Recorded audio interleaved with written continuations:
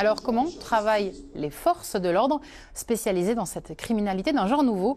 Immersion au sein de la cellule cybersécurité de la gendarmerie en Moselle avec Valentin Piovesan et Fabrice Rosasi.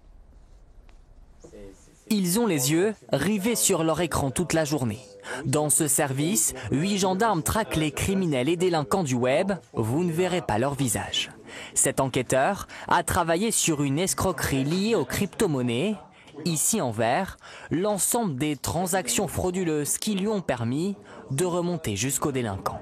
La victime s'est fait voler ses fonds en bitcoin et on part de son portefeuille à elle pour tracer les différents destinataires des fonds en vue d'identifier où les fonds ont été dépensés ou où les fonds ont été convertis.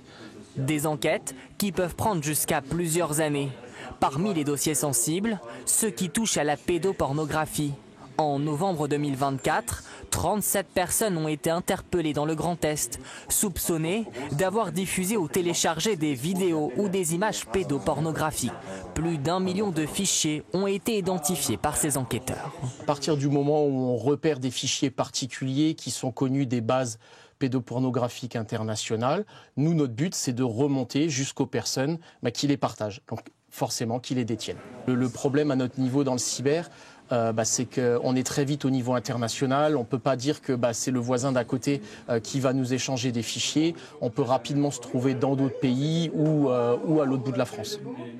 Sur le web, rien n'échappe à ces gendarmes. Ils sont formés et interviennent sur les dossiers les plus complexes, ceux qui nécessitent des investigations et des techniques de pointe.